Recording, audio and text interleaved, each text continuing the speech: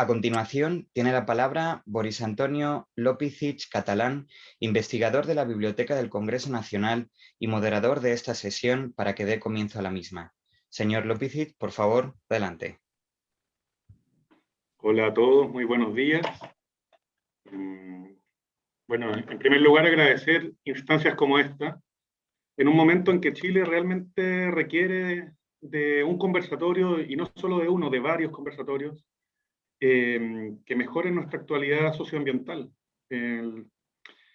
Las diferentes crisis que se han presentado en el país, el estallido social de 2019, y otros tienen también su origen en la falta de sostenibilidad en las políticas públicas de medio ambiente. Y en ese sentido, se agradece que tengamos la instancia de poder construir estas políticas a futuro con aspectos mucho más inclusivos que como se ha hecho hasta ahora, ¿cierto? Poniendo énfasis en las brechas de género, en la inclusión de minorías, de los pueblos originarios, de su sabiduría ancestral. Y por lo mismo, creo que esta instancia va a ser muy provechosa en ese sentido. También es importante destacar que el Estado de Chile ha asumido varios compromisos internacionales hacia la sostenibilidad. Si bien falta mucho camino por recorrer y por avanzar, se han suscrito textos internacionales que realmente intentan atacar este problema de fondo, proponiendo políticas tanto más inclusivas como incorporando también cuestiones tecnológicas. Chile, por ejemplo, en noviembre del año 2020, lanzó su Política Nacional sobre Hidrógeno Verde, algo muy importante que seguramente va a dar mucho que hablar en el futuro. Se han incorporado asuntos relativos a la inteligencia artificial, y se ha tenido una mirada más de futuro, especialmente desde el Parlamento, lo cual se agradece mucho porque se han generado varias instancias en las que las distintas comisiones han podido propender a estos temas: minería sostenible, nuevas formas de combustible, electromovilidad, entre otros. En ese sentido, quisiera entonces dar la palabra a Ricardo Celis, quien va a inaugurar esta mesa. Ricardo Celis es diputado, presidente de la Comisión de Medio Ambiente y de Recursos Naturales de la Cámara de Diputadas y Diputados. Así es que, don Ricardo, tiene usted la palabra. Muchas gracias. Muy buenos días a todos. Agradezco la posibilidad de participar en este interesante diálogo como presidente de la Comisión de Medio Ambiente y Recursos Naturales de la Cámara de Diputadas y Diputados. Y me es muy grato tener la oportunidad de dialogar en un tema tan apasionante como el desarrollo y la sustentabilidad, cuyo enfoque se va a centrar en la promoción por el Estado del desarrollo sustentable y en los modelos económicos y de cohesión social.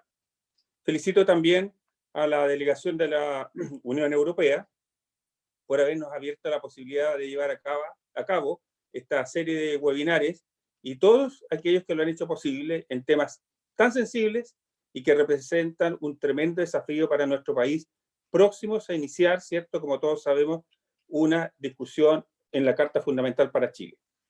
Con un proceso tan novedoso como es el que iniciarán los convencionales recientemente electos, ¿cierto?, donde los derechos sociales, la inclusión y los temas relacionados con el género ocuparán parte importante del debate, así lo hemos ido sabiendo, y que no escapan, por cierto, a la temática de que nos ocuparemos en esta sesión y que se encuentran tan directamente relacionados con los 17 Objetivos de Desarrollo Sostenible de la Agenda 2030 de Naciones Unidas. Hoy, además, vivimos una tremenda crisis sanitaria como consecuencia del COVID-19 y nos encontramos profundamente preocupados en cómo reactivar nuestras economías, reactivar los puestos de trabajo y, en definitiva, cómo vamos a llegar a un justo equilibrio entre el desarrollo y nuestras economías, preservando nuestras riquezas naturales.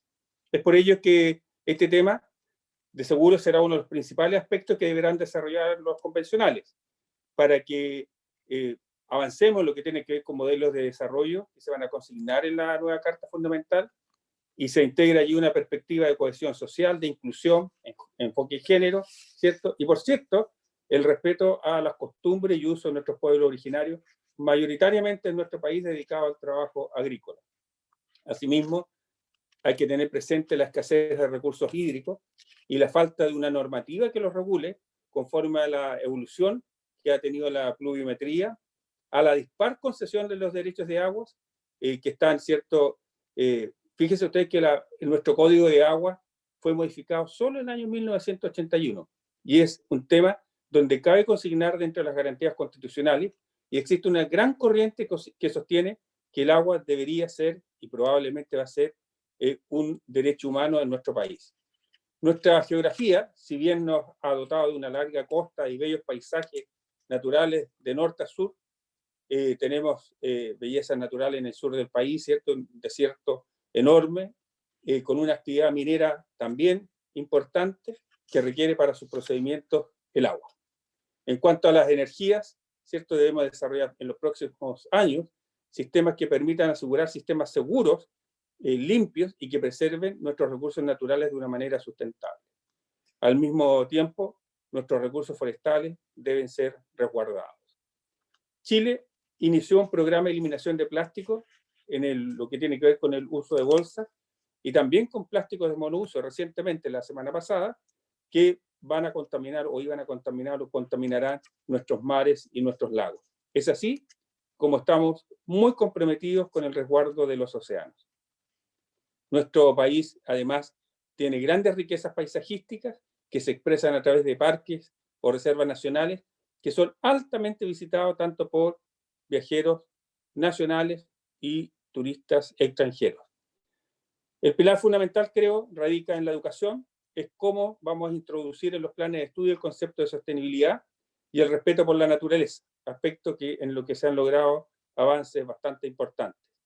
Aparte de la pandemia, hoy nos encontramos frente al fenómeno del cambio climático y sus efectos, que notoriamente repercuten en la agricultura, en los recursos hídricos, tema, este último, de recursos hídricos, que de seguro será de gran sensibilidad y preocupación en nuestro país, en todo lo que tiene que ver con los procesos mineros, nuestra producción agrícola y ganadera.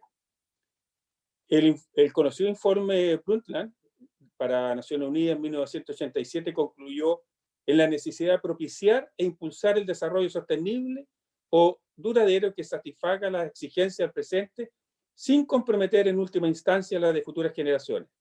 Y a partir de aquella frase se inicia un camino que ha permitido un cambio radical en torno al medio ambiente, independiente del sistema económico, y que debe necesariamente conjugarse con el desarrollo, estableciendo regulaciones que lo protejan.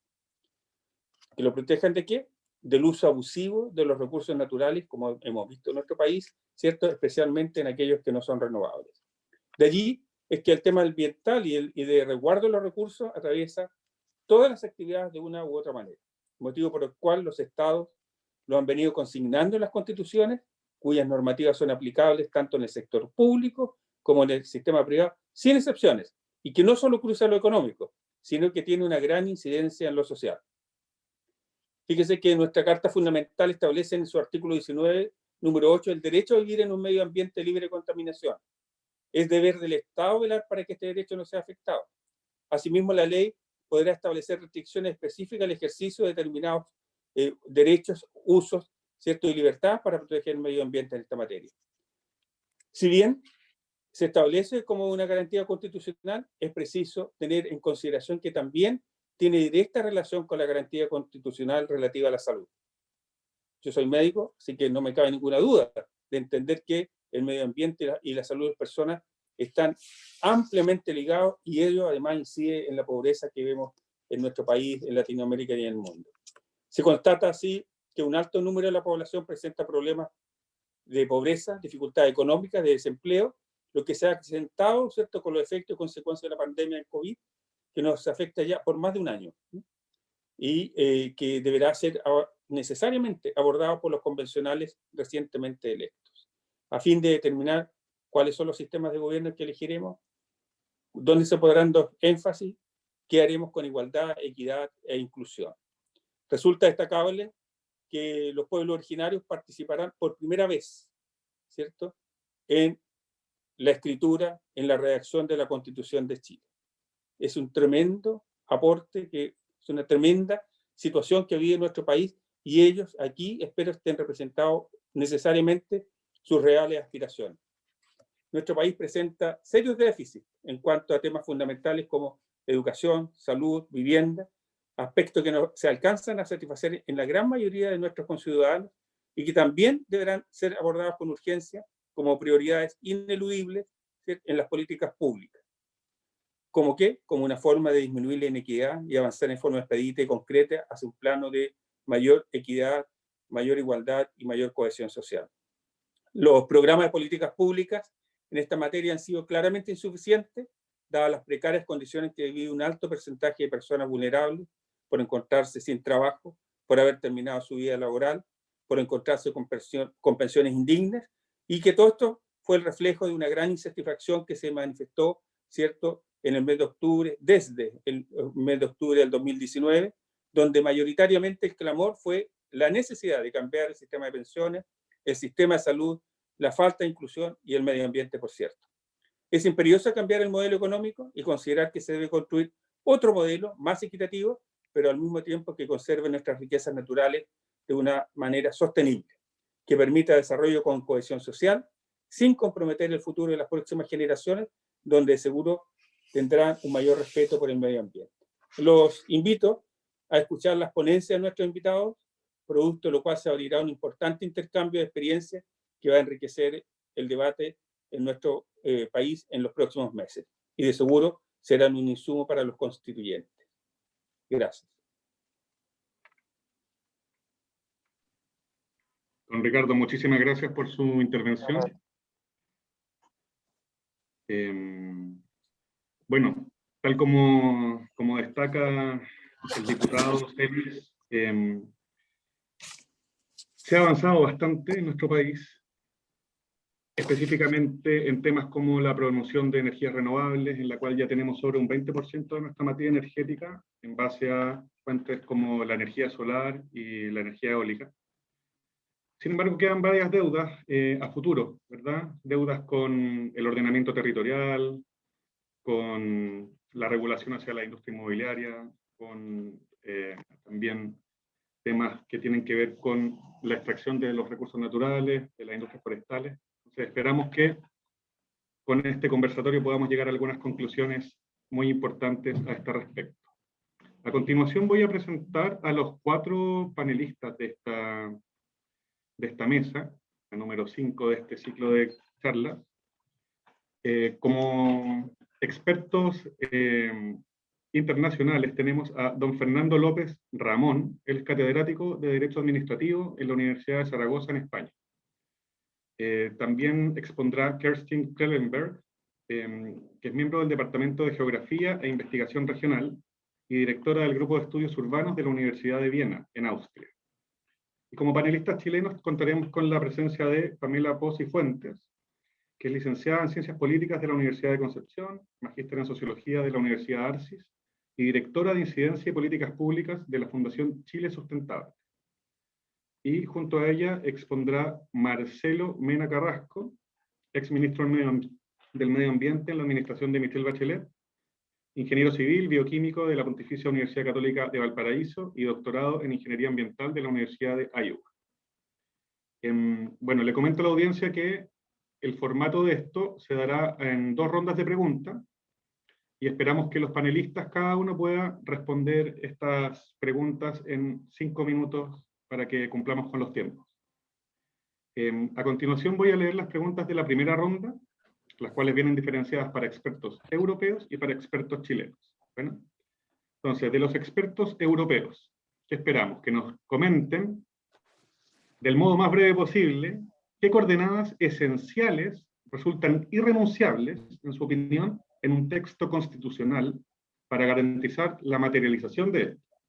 Es decir, que en la práctica puedan llevarse el ejercicio de los derechos, ¿verdad? Indicando las áreas de mejora y los posibles cambios a introducir en el ordenamiento constitucional respectivo. Entonces contaremos con la experiencia de España y de Alemania en este sentido. En cuanto a los expertos chilenos, también nos interesa que nos respondan qué elementos consideran relevantes para tener en cuenta durante el proceso chileno en relación con el reconocimiento de los derechos de la naturaleza, los ecoderechos, y el buen vivir, que es algo que también se ha implementado en distintas constituciones, como en Bolivia y en Ecuador, para la promoción de un desarrollo sustentable, tomando en cuenta la experiencia de otros países latinoamericanos.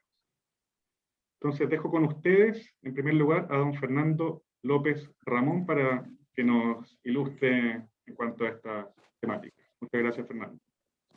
Bien, muchas gracias. Yo, ante todo, agradecer la deferencia de la invitación y congratularme de la ocasión que se nos proporciona de participar en esta importantísima decisión que ha tomado el pueblo chileno de decidir sobre sí mismo.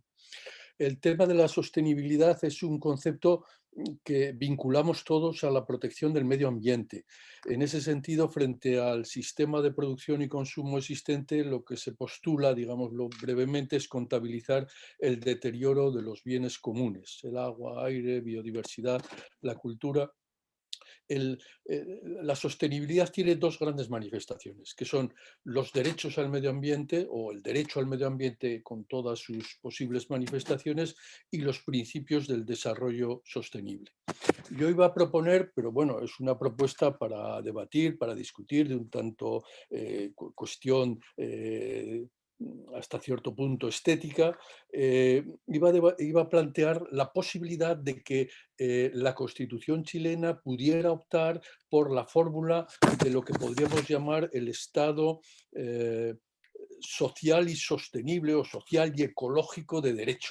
Es decir, una fórmula, un modelo de Estado que acumulara los derechos de la burguesía, por decirlo así, es decir, los avances del Estado liberal de derecho, con los derechos sociales de los trabajadores y los servicios públicos a los que nadie quiere renunciar, y finalmente los derechos ecológicos en esa fórmula u otra denominación, puede ser ecológicos o ambientales o sostenibles, todas esas denominaciones pueden valer. Si recuerdo muy esquemáticamente, pero si en el planteamiento liberal incorporábamos a la burguesía, en el planteamiento social incorporábamos a los trabajadores, ahora se trataría de incorporar a todas esas personas que mencionaba el diputado Celis, es decir, los pobres, los indígenas, las mujeres, los ancianos, los niños, los discapacitados, etcétera, etcétera. Yo creo que ahí hay una línea muy importante. Prescindo ahora del derecho al medio ambiente, sobre el que podemos entrar en algún momento si se desea. Quería centrarme en el tema de los principios del desarrollo sostenible y hacer valer la importancia que a mí me parece que tienen la fórmula en que se expresan dentro del Tratado de la Unión Europea, dentro del Tratado de Funcionamiento de la Unión Europea, anticipando algo que me parece muy importante. Recordarán ustedes que en la Declaración de Derechos del Hombre y del Ciudadano, en 1789, los revolucionarios franceses dijeron: cuidado, que cualquier cosa no es constitución, que para que algo se llame constitución, el pueblo tiene que reconocer, la sociedad tiene que haber reconocido la división de poderes y los derechos individuales. Si no, eso no se llama, llámenlo ustedes como quieran, pero eso no es una constitución en el sentido que estamos haciendo ver. No cualquier texto nos vale. Bueno, pues lo mismo creo que se puede predicar del derecho y de la legislación ambiental. No nos vale cualquier regulación del medio ambiente. Tiene que ser una regulación conforme con los principios ambientales. Diría más, con los objetivos y los principios ambientales. Las dos modalidades son importantes. El derecho ambiental es un derecho de resultado, lo cual es una auténtica novedad en la perspectiva tradicional de la gran teoría alemana del derecho público, que se ha extendido a toda Europa. Un objetivo de resultado es importantísimo: lograr la efectiva protección del medio ambiente.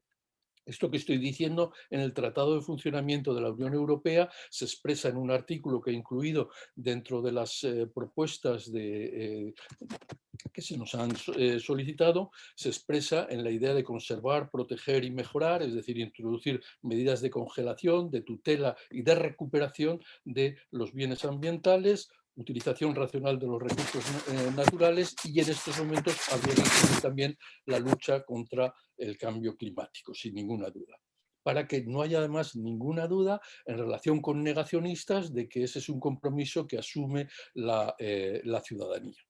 Desde el punto de vista de los principios, hay principios que están asumidos y que no tienen ya, digamos, ningún intríngulis: el principio quien contamina paga, el principio de prevención, el principio de corrección en la fuente, el principio de precaución o cautela, que nos exige evitar riesgos de daños graves e irreversibles, aunque no tengamos una absoluta certeza científica sobre su producción en este momento. Pero hay dos principios nuevos que habría que tener muy en cuenta.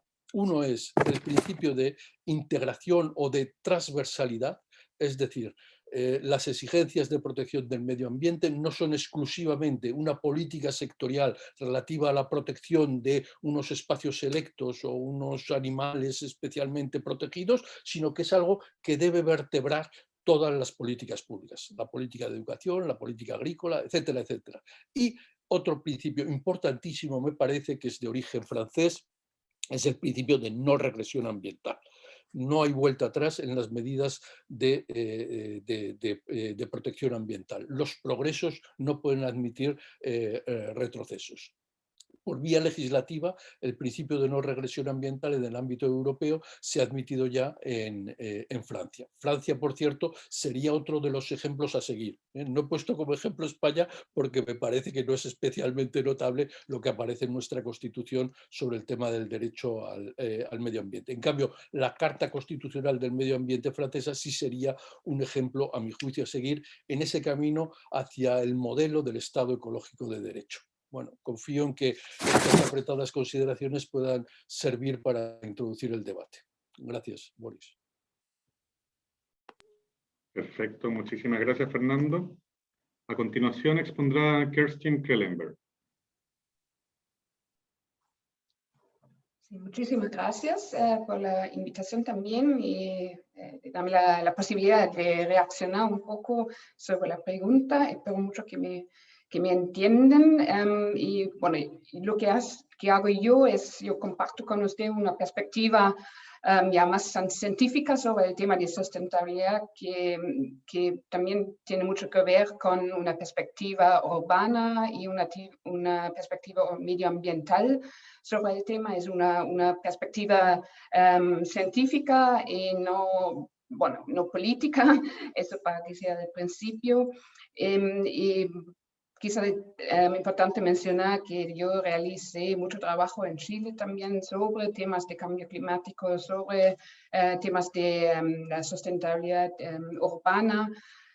Y bueno, lo que yo me gustaría responder a la primera pregunta es, bueno, yo veo que la vida de nuestra sociedad contemporánea necesita realmente grandes cambios y transformaciones de una medida muy rápida, porque tenemos estos problemas ya mencionados, tenemos el problema de cambio climático, tenemos efectos que impactan ya de una medida importantes a nuestras vidas hoy día.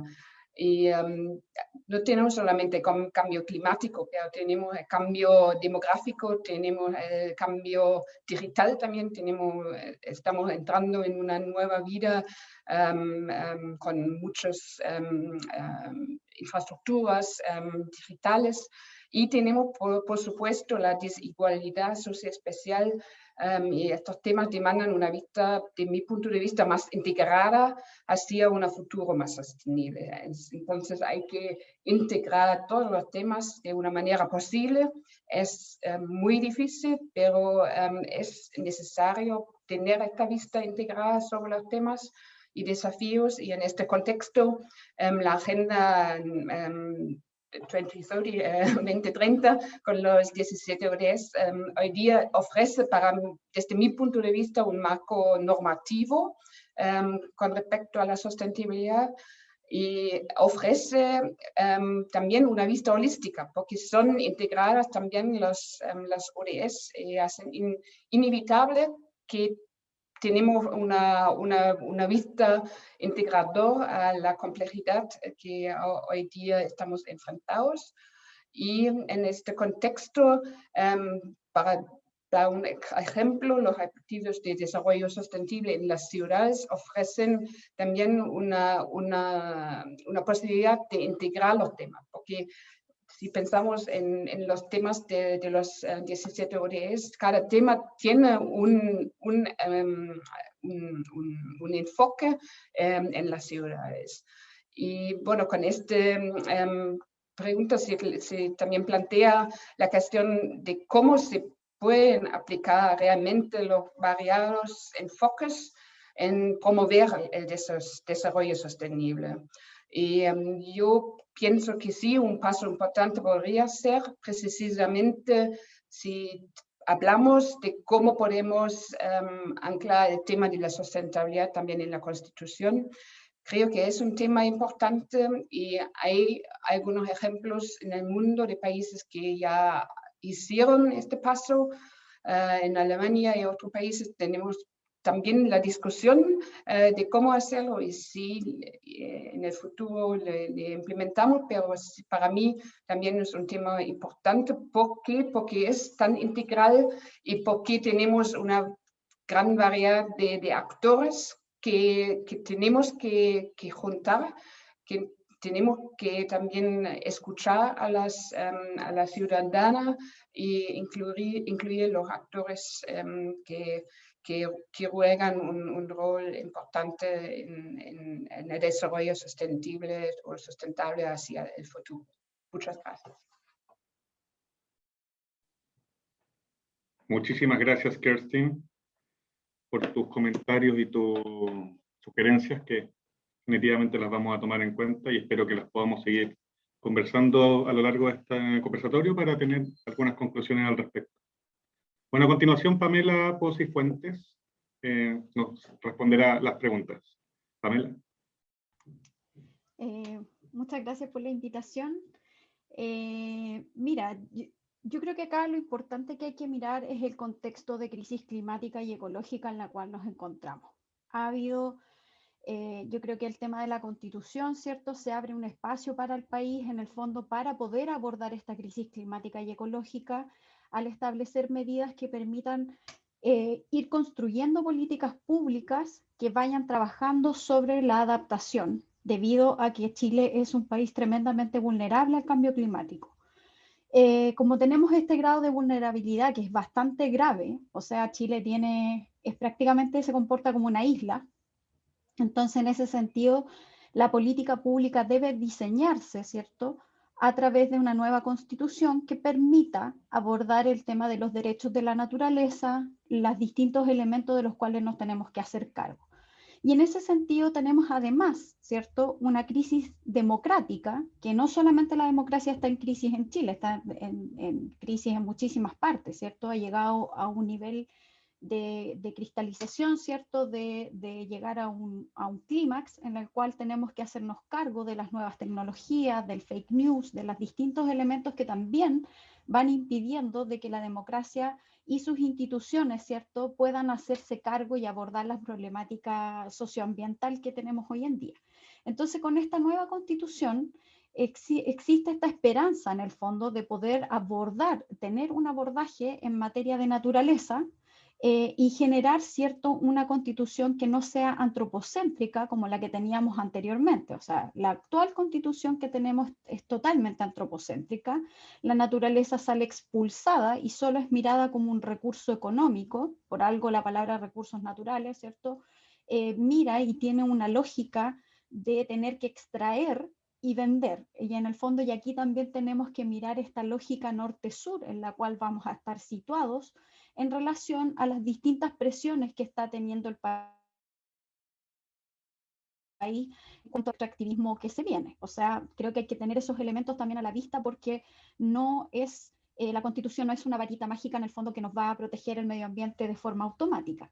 Por otro lado, la Constitución debiera plantear una lógica de justicia, democracia y participación ambiental. Hoy en día la toma de decisiones, ¿cierto?, es totalmente centralizada con respecto a lo que ocurre en regiones y la naturaleza, de la forma de que se aborda la naturaleza. Por lo tanto, es muy importante, creo que es muy clave. Yo creo que si esto no se produce, la verdad es que la protección medioambiental va a ser muy difícil que se dé si no se toma una descentralización real territorial y de la toma de decisiones en el país. Hoy en día tenemos que muchos proyectos de inversión se aprueban al final, a veces las regiones dicen no, y el Poder Central finalmente, el Servicio de Evaluación Ambiental, que tiene un componente político, es presionado para que esta decisión sea en positivo. Creo que hay que tener elementos como, además, definir, ¿cierto?, el tema territorial, cómo se van a tomar las decisiones en los territorios, y tiene que haber un elemento que establezca, ¿cierto?, la plurinacionalidad. Tenemos que los pueblos originarios en el mundo, ¿cierto?, se hacen cargo del 80% de la biodiversidad y mantienen esta biodiversidad. Por lo tanto, creo que aquí hay elementos que son necesarios que estén en una nueva constitución. El principio de no regresión, ¿cierto? Eso también creo que es un elemento. Hablar de un medio ambiente sano y equilibrado. Reconocer, ¿cierto?, a la naturaleza en algunos aspectos como sujeto de derecho y establecer el derecho humano al agua y también de las cuencas, porque el tema es que el derecho humano al agua se puede completar si tengo un camión aljibe, por ejemplo, porque la gente recibe el agua. El tema acá es que no es ese el derecho humano al agua al que queremos. El derecho humano al agua tiene que ser, obviamente, que las cuencas sean protegidas para que los ecosistemas, en el fondo, puedan sobrevivir y sostener a la sociedad que vive en ese conjunto. Y por último, creo que hay medidas más estructurales para establecer cierto, o sea, si bien la Constitución es una base que nos va a permitir establecer medidas que nos permitan adaptarnos al escenario que tenemos, que es un escenario bastante, yo soy bien pesimista en relación a que creo que no vamos a llegar con el Acuerdo de París. No, yo la verdad creo que estamos en un problema bien grave como humanidad y por lo tanto requerimos que el Estado chileno se prepare y prepare a la sociedad para enfrentar aquello.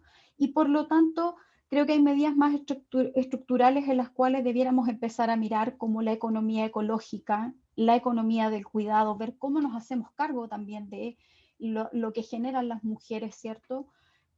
Preocuparnos de una transición y transformación socioecológica. Chile, por ejemplo, es un país que tiene mucha minería y el tema es cómo problematizamos esa minería para poder generar un desarrollo, ¿cierto?, que permita esta adaptación y una transición y transformación socioecológica. O sea, tenemos que mirar estos elementos como también una transición justa, porque tenemos que hacer que los territorios puedan, en Chile existen las zonas de sacrificio, y estas zonas de sacrificio tienen un nivel de contaminación en aire, agua y suelo impresionante. O sea, realmente es como que uno podría decir son como zonas como Chernobyl. Entonces, en ese sentido, tenemos que hay graves elementos que están ocurriendo de injusticia ambiental y por lo tanto creo que tenemos esta puerta, con la nueva constitución se abre una puerta para poder poner los cimientos para poder transformar nuestra sociedad de aquí al 2030 y preparar y adaptarnos a la crisis climática y ecológica que tenemos encima. Perfecto, Pamela, muchísimas gracias. Sí, bastante preocupante el escenario que tú planteas y se abre esta luz de esperanza, ¿verdad? Esta puerta en la que podemos cambiar un poco el modelo en el que nos desenvolvemos. Pero bueno, como tú mencionaste, hay demasiados temas, entonces da como para 20 de estos conversatorios. O sea, desde el ordenamiento territorial, el extractivismo, bueno, una constitución centrada en los derechos de la naturaleza en lugar de un antropocentrismo extractivista. En fin, bueno, vamos a ver con qué conclusiones terminamos esta sesión. Bueno, a continuación Marcelo Mena nos dará sus puntos de vista. Sí, muchas gracias entonces por la oportunidad de conversar y estoy muy en línea con lo que dice la Pamela en los temas de esta mirada verde que tiene tener la Constitución.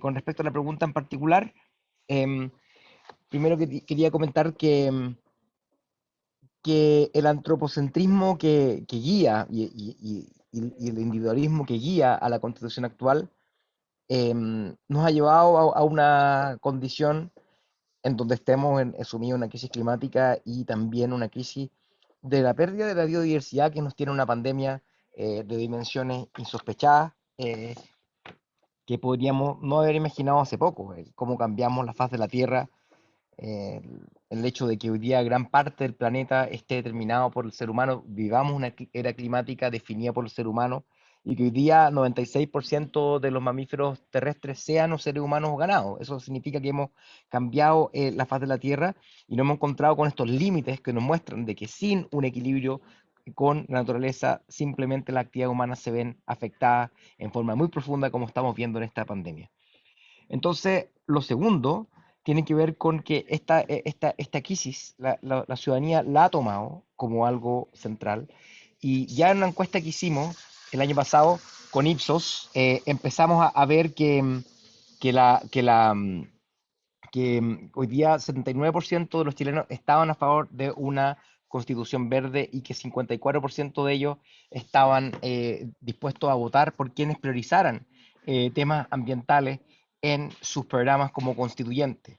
Y el resultado es que 105 de los 155 constituyentes tienen a lo menos 3 o 4 elementos verdes dentro de sus programas, desde ya sea, por ejemplo, la protección del derecho a acceso al agua, como la protección a la biodiversidad, como el cambio climático, como el tema de un Estado plurinacional. Son temas que son prioridad hoy día para los chilenos, y yo creo que hay un escenario muy potente para que esta constitución verde se dé.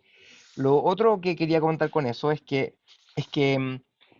el, una mirada de Latinoamérica, porque esa es la pregunta que nos hacen, tiene que ver con que tenemos que empezar a ver el valor natural, el patrimonio natural, que no hemos perdido completamente, como algo parte de una solución para el bienestar de los chilenos hacia adelante.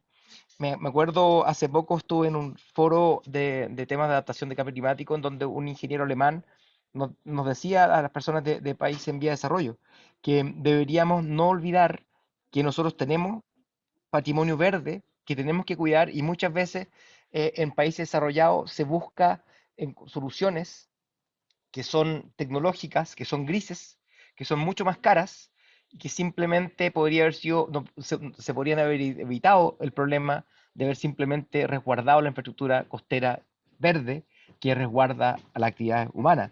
Entonces, por lo tanto, esta mirada distinta del punto de vista de cuál es nuestro rol dentro del mundo puede cambiar y puede influenciarnos positivamente.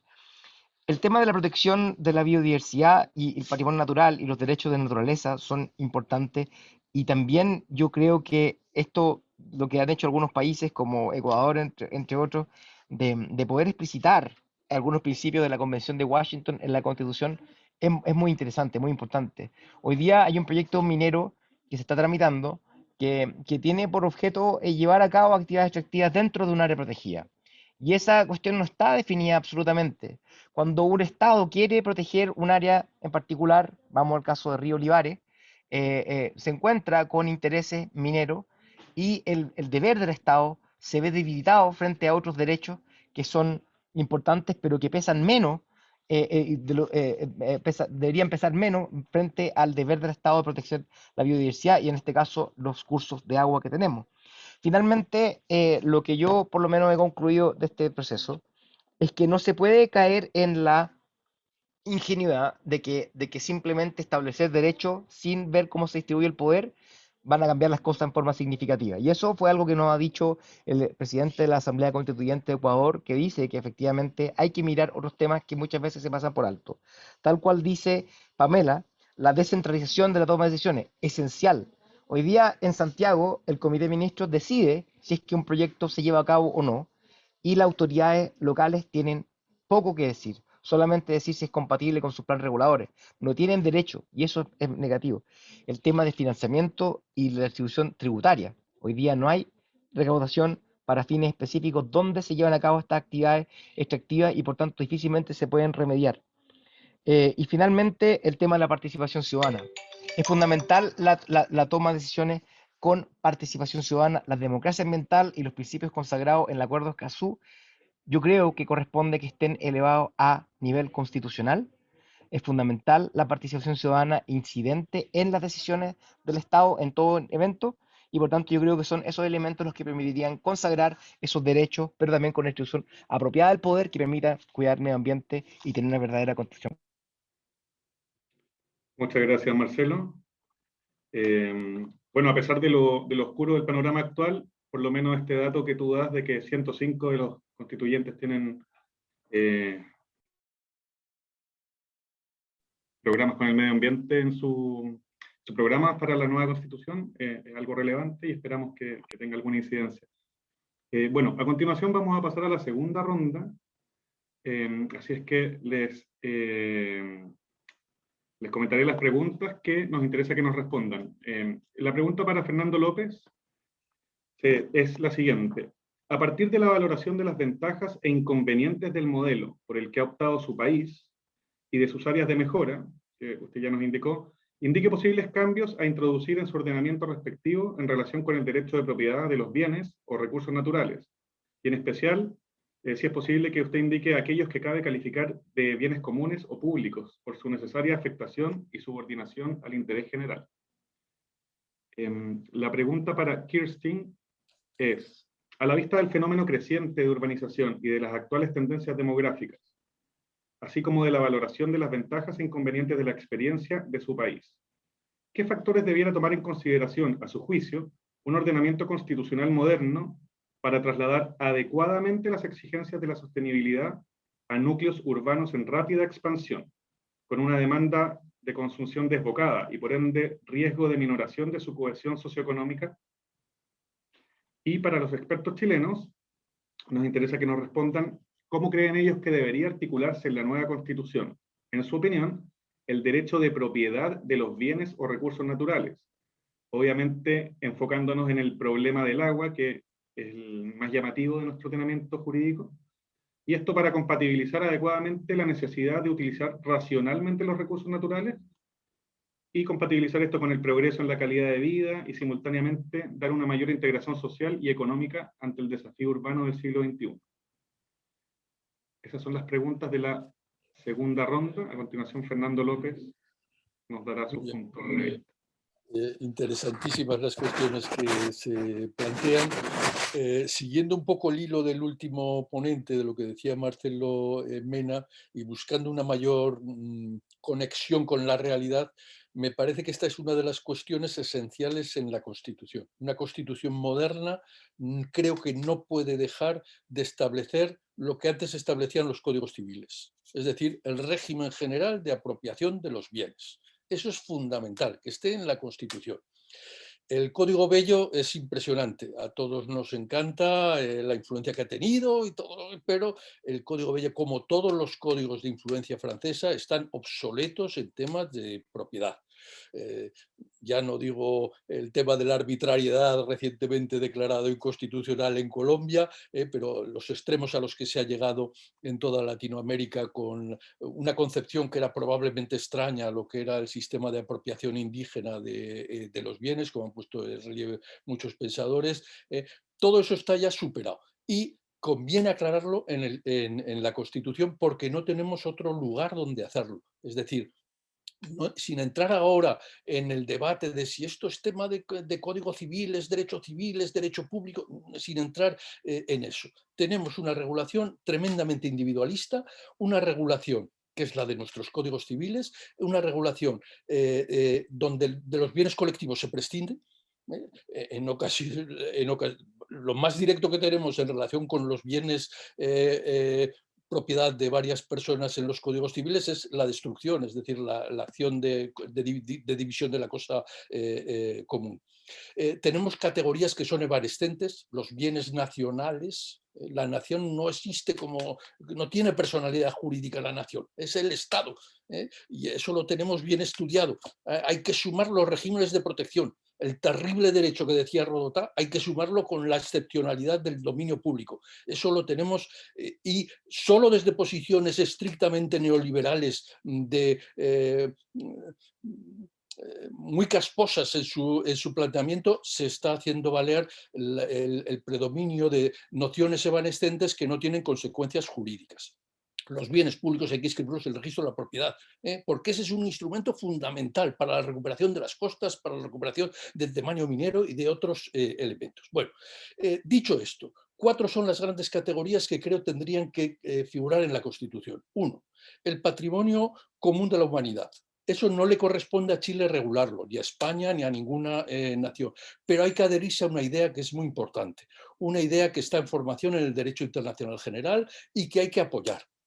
Yo no voy a entrar en el tema de la Antártida y en el tema de los quesitos que corresponden a cada una de las naciones que tiene una parte, creo que Chile está entre ellas, pero sí entiendo que hay una serie de bienes como es la atmósfera, por supuesto los cuerpos celestes y el alta mar que tienen que ser objeto de regulación por una autoridad internacional y por lo menos preadherirse a esos planteamientos me parece oportuno, como está en la línea en la que trabajan algunos juristas italianos, por ejemplo, Stefano Rodota. Segundo, a partir de una declaración, yo diría, de principios, una segunda categoría, los bienes de dominio público, es decir, bienes que son propiedad, titularidad de entes públicos, no solo del Estado, sino también, como bien decíais, de los entes descentralizados, tienen que tener las regiones o como se llamen, o los departamentos o los municipios tienen que tener sus propios bienes de dominio público, aunque junto a esos demanios hay unos demanios públicos que hay que regular expresamente como bienes de dominio público, como son las aguas, como son las costas y como son las minas. Ese es el demanio natural que es esencial en todos los sistemas. Y cuando alguien nos dice que eso no tiene importancia, hay que preguntarle, ¿y por qué no tiene importancia para el Estado y sí tiene importancia para las empresas privadas el ser propietario, el ser titular? Hay que establecer ese régimen del dominio público natural y, o sea, categorías genéricas de bienes declaradas directamente bienes de dominio público y hacerlo en la Constitución, y el dominio público artificial para vías de comunicación, los puertos y otros elementos. Y claramente hay que decir, en relación con la experiencia chilena, que las concesiones son siempre temporales, son siempre necesariamente temporales. Tercera categoría, los bienes colectivos. Los bienes colectivos de las comunidades indígenas, bienes de aprovechamiento del agua, por ejemplo, y otros. Tenemos que seguir la línea, yo propondría la línea de potenciar la acción colectiva, y tenemos ahí un magnífico estudio que es sobradamente conocido y que mereció el Premio Nobel de la Paz, de Economía, Elinor Ostrom. Elinor Ostrom, con sus criterios sobre el éxito en la gestión de los bienes colectivos, es decir, sobre la necesidad de apoderar a los propios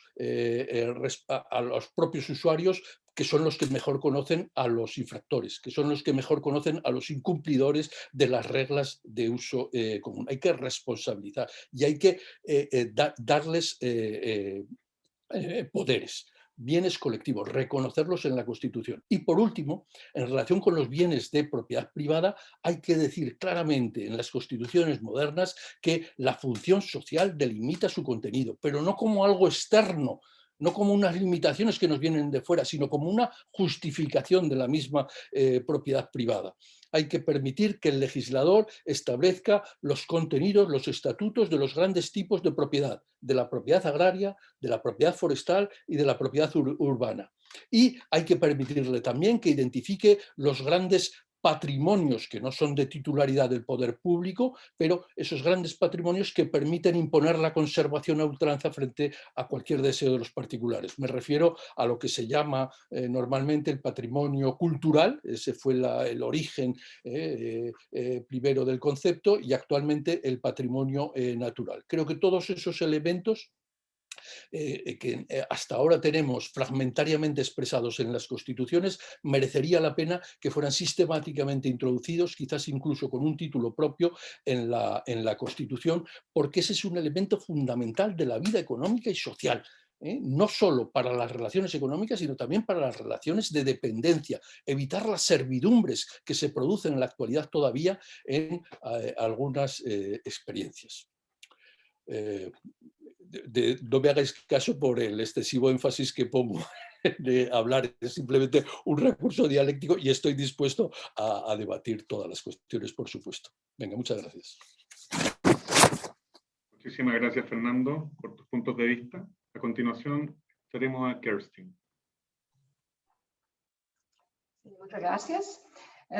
Como ya planteado, el tema de la urbanización también ya, es un tema muy importante respecto a la sustentabilidad, porque realmente las ciudades tienen un impacto grande en, por ejemplo, el cambio medioambiental, el cambio climático, pero al mismo tiempo las ciudades también ofrecen una gran posibilidad de actuar, de reaccionar, de tener acciones para responder de una forma más sostenible, más sustentable a los problemas existentes. Y por eso, bueno, las ciudades tienen que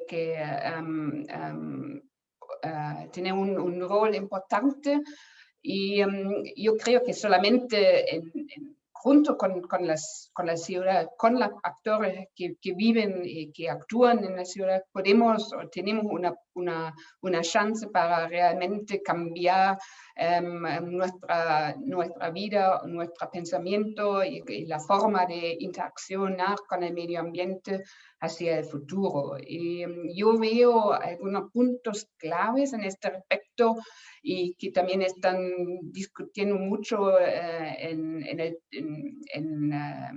mundo científico respecto a cómo cambiar, promover las ciudades hacia un futuro más sostenible. Y una es la cuestión de la descarbonización. Bueno, es un tema importante hoy día. Tenemos con el Green Deal y otros programas también globales, un marco hacia un futuro que nos lleva más adelante de un mundo de carbón, y ahí las ciudades también pueden jugar un rol importante porque existe el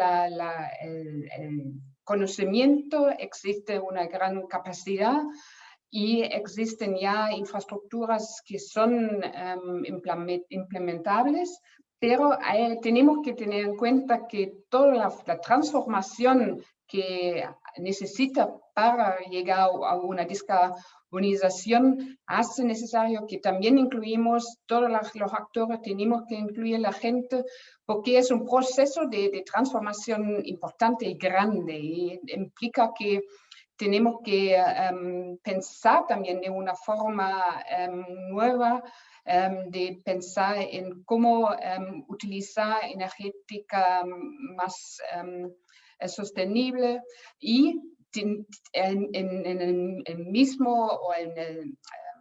mismo tiempo tenemos que pensar que necesitamos un modelo de una ciudad que ofrece la posibilidad de llegar a ese proceso hacia una descarbonización.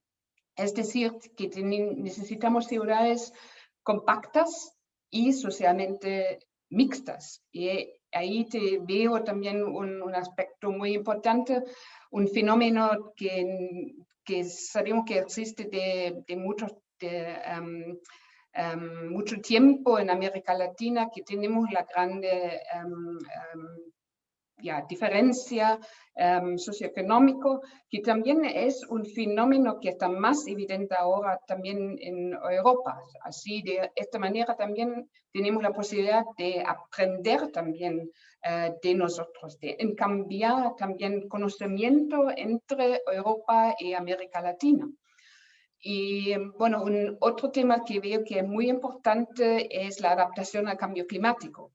Ahí es un tema que tiene mucho que ver con la desigualdad socioeconómica también, porque tiene mucho que ver con capacidades de un lado de las instituciones, pero también que tiene mucho que ver con las capacidades de los ciudadanos. Entonces, cada uno que saben la gente, por ejemplo, de una manera de cómo actuar, cómo adaptar al cambio climático, tiene mucho que ver con la educación de la gente, tiene mucho que ver con cómo nosotros como individuos actuamos en un marco de los distintos distritos dentro de una ciudad. Y ahí veo que tenemos que trabajar mucho más juntos. Entonces necesitamos una clara vista desde político, desde la forma de cómo cómo implementar políticas, cómo reglar, cómo trabajar con un tema como el cambio climático desde un punto de vista institucional, pero también desde un punto de vista educacional, de cómo trabajar juntos con la gente para llegar a un punto de más conocimiento a temas evidentes y para llegar a un futuro de desarrollo más sostenible. Y bueno, en este contexto, la agenda y los ODS nos ofrecen un marco, como ya había dicho, y yo veo que si las ciudades siguen este camino sobre un desarrollo más inclusivo y más seguro, más resiliente y más sostenible, ahí tenemos la posibilidad de realmente cambiar algo. Y por eso yo creo que también la Agenda 2030 está formulando grandes expectativas para las ciudades, porque se asume que en el ámbito comparado que las transformaciones hacia una mayor sustentabilidad son más fáciles y rápidas de implementar en las ciudades que a nivel nacional o global, y que por lo tanto las ciudades son realmente cruciales para alcanzar los objetivos de desarrollo sostenible globales de la propia Agenda 2030. Entonces, los esfuerzos de los municipios para realmente implementar los ODS pueden conducir a un desarrollo de nuevos formatos de gobernanza, de participación y de cooperación. Y de esta forma yo veo que ofrecen una chance, es una posibilidad de realmente cambiar algo, pero tenemos que tener en cuenta que no existe una ley, no existe un marco jurídico con las ODS, pero si todos nosotros entendemos que existen las posibilidades de entrar en un cambio hoy día, creo que estamos ya a un punto esencial hacia el futuro y un desarrollo más sostenible. Muchas gracias. Muchísimas gracias, Kerstin. Muy interesantes todos los puntos que planteas. En efecto, creo que es muy importante lo que se ha planteado en el debate respecto a dejar de ver a las ciudades como las causantes, ¿cierto? Las generadoras de todos estos problemas de exclusión, de contaminación, y ya pasar a verlas más como aliadas, como mirar hacia el futuro y hacer ciudades más inclusivas, ciudades que sean de otra forma, estructuradas, pero la verdad, como tú dices, los objetivos de desarrollo sostenible y la Agenda 2030 no van a poder cumplirse sin las ciudades, sin tener una nueva visión sobre lo urbano. Entonces, muchas gracias por tus comentarios al respecto. Y a continuación, Pamela.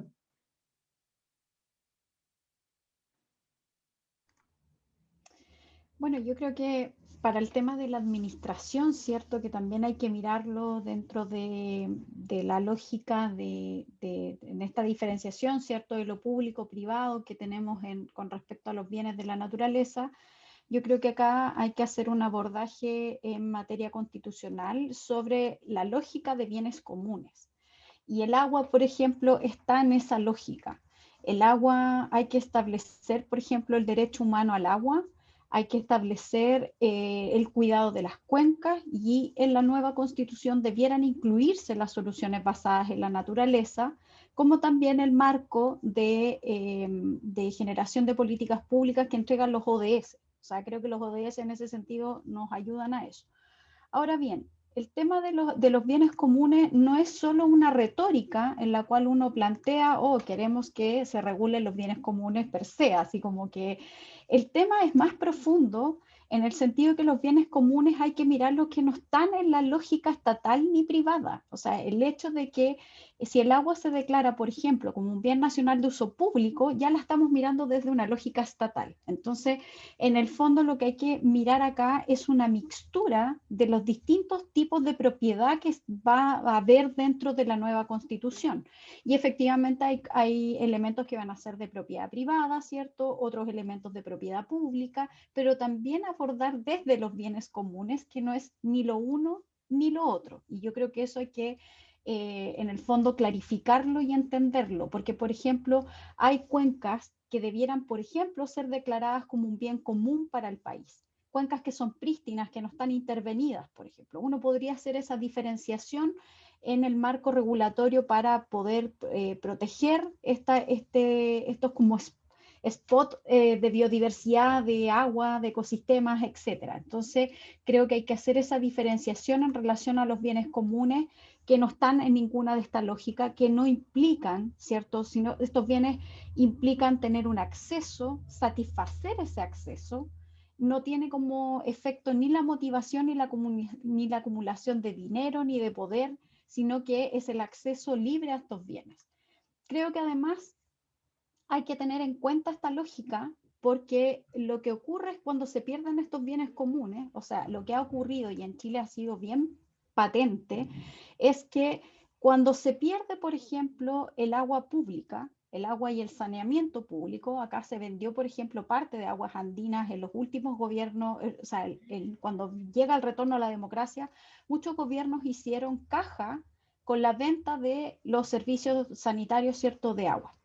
Y ocurre que esa es una expropiación al pueblo chileno en su conjunto y que lamentablemente nadie es, o sea, por ejemplo, cuando se le expropia a un privado recibe un pago por esa expropiación.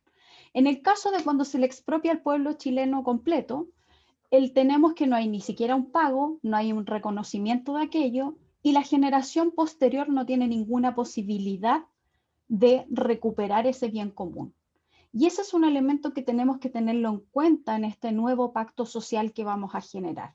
En el fondo es qué elementos no entran en la lógica privada ni estatal, porque el Estado, por ejemplo, podríamos declarar que el agua sea nacionalizada, pero a mí tampoco me asegura que el Estado va a generar buenas políticas públicas. Entonces creo que hay que tener las distintas lógicas que se empiecen a engranar para poder entregar, ¿cierto? Tener una visión, por ejemplo, en algunos casos hasta territorial, descentralizada también. Y creo que los bienes comunes nos dan esa lógica, ese marco, ¿cierto? Creo que podemos generar distintas lógicas en el fondo que nos vayan acercando para poder enfrentar, ¿cierto?, la crisis climática y ecológica que yo creo, efectivamente, y esto lo he escrito en algunas columnas, que si el tema del agua no se hubiese abordado, si no hubiésemos tenido la posibilidad de este cambio constitucional, la verdad es que yo creo que el tema del agua cada vez se iba a ir transformando en una cuestión muchísimo más grave y crítica debido a que Chile tiene sus derechos de aprovechamiento de agua privatizados. No es que el agua esté privatizada, sino que son los derechos de aprovechamiento que están privatizados. Y esta lógica no permite hacer gestión hídrica en materia estatal ni con intervención de nadie, en el fondo, porque la titularidad de los derechos de aprovechamiento se encuentra, ¿cierto?, en la Constitución.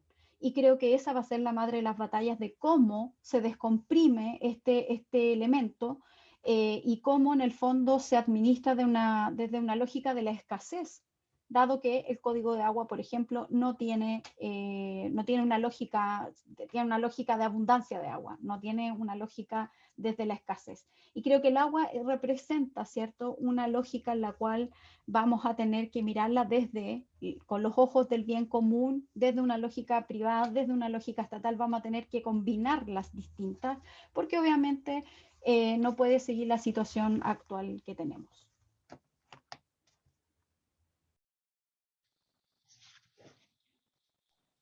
Muchas gracias, Sigo. Pamela, por tus comentarios sobre el agua.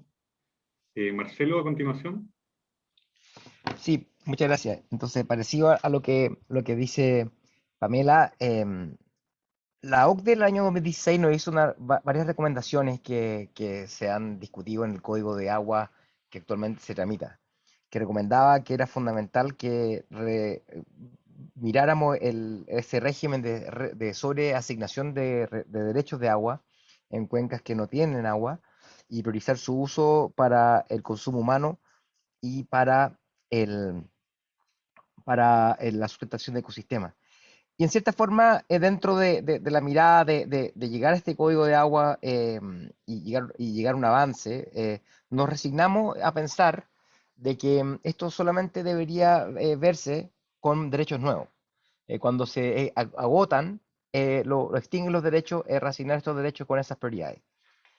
Pero uno se queda preguntando, en la práctica, en este contexto tal cual dice Pamela, y un colega mío, Marcelo Olivares, ¿no es cierto?, de la Universidad de Chile, dice, pero ¿por qué si en realidad deberíamos mirar todos los derechos y partir por un derecho que es el derecho a, al acceso al ser humano, y segundo, la sustentación del ecosistema, y después a partir de eso llevar a cabo un proceso transparente, competitivo, de asignación de derechos de acuerdo a las prioridades que establezca el país en ese contexto?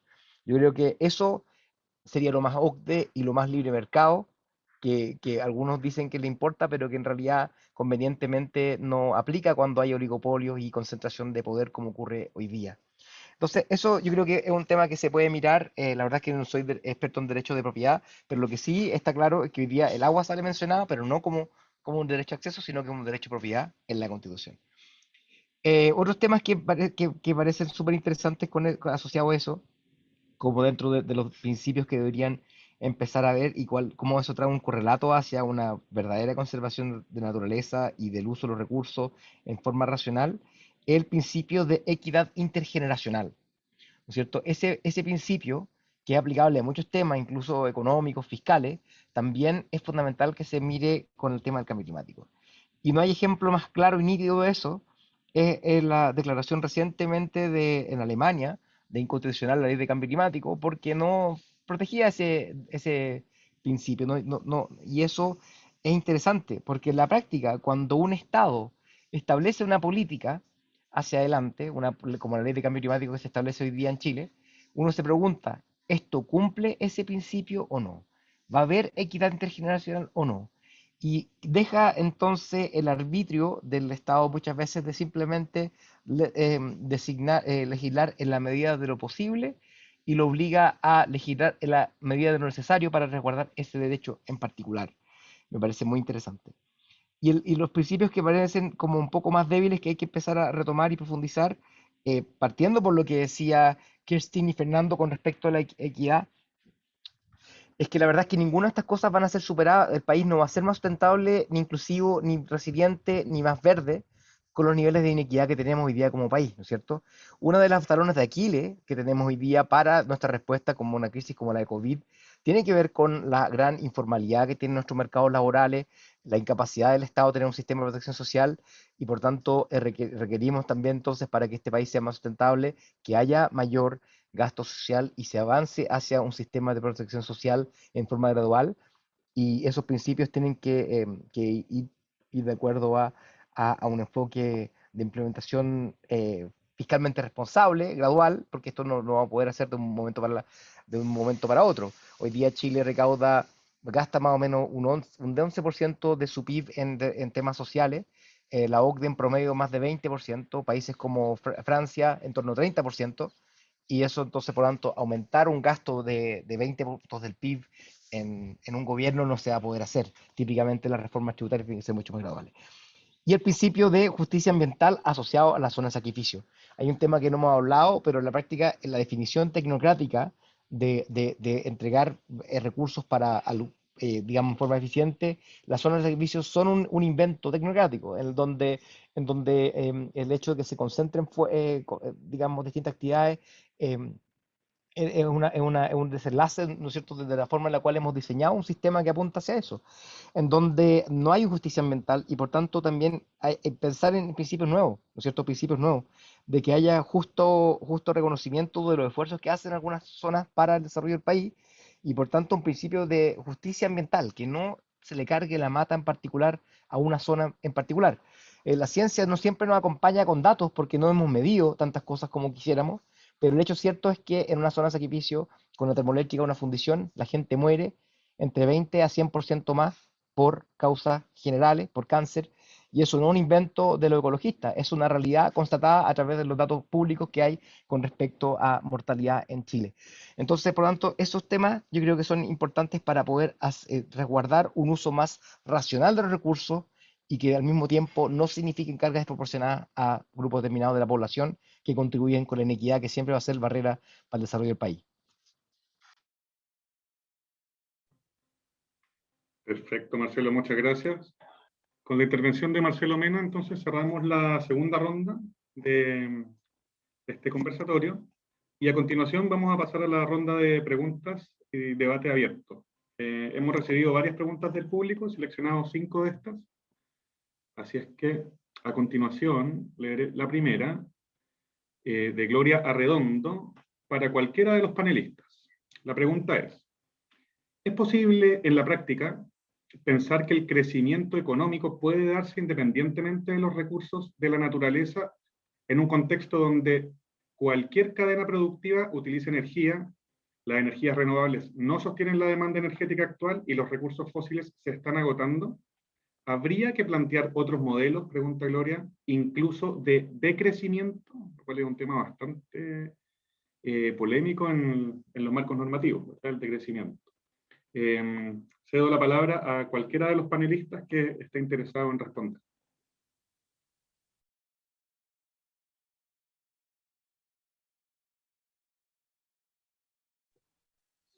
No sé, quizás son los modelos de economía circular los que deberían de imperar en el nuevo desarrollo sustentable. Lo que pasa es que incluir en la Constitución una cláusula sobre el decrecimiento, no entro ahora en ese debate, me parece que es muy costoso. Me parece que es políticamente muy costoso. No sé qué pensáis los demás.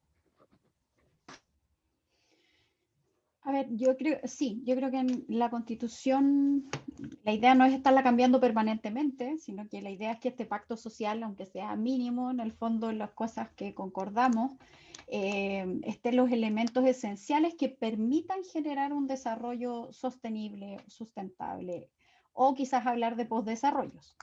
Yo creo que acá lo que hay que mirar en materia económica es como, y esto ya lo dijeron hace mucho tiempo, esto ya se ha escrito, o sea, los límites del crecimiento.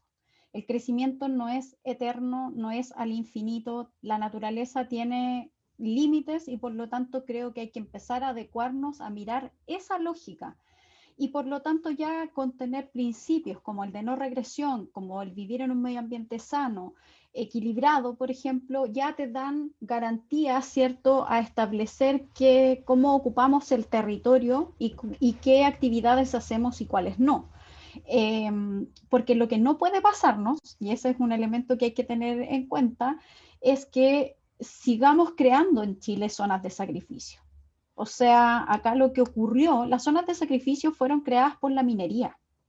La minería fue la que exigió mucha energía en su momento, ocupan alrededor del 30-35% de la energía del país, la ocupa la minería, y por lo tanto necesitaban en su momento, hace unas décadas atrás, energía barata y por lo tanto se permitió la instalación de termoeléctricas a carbón. Y eso generó ciertas zonas de sacrificio ambiental en la cual tenemos ciudadanos chilenos y chilenas de segunda y primera categoría, porque esas termoeléctricas a carbón se instalaron en lugares y en comunas bastante empobrecidas. Entonces, creo que acá lo que hay que empezar a mirar, yo creo que el decrecimiento es súper europeo además, porque obviamente hay que tener un cierto desarrollo para poder empezar a decrecer. Yo creo que acá hay que mirar otros paradigmas más desde una lógica latinoamericana. Yo soy bien latinoamericanista en ese sentido, en que hay que mirar cómo nos movemos los países latinoamericanos y ahí se habla de postdesarrollo, de derechos de la naturaleza. Hay otras lógicas que tenemos además por la abundancia de biodiversidad que tenemos. Entonces, en ese sentido, creo que tenemos que hacernos cargo de nuestra propia realidad.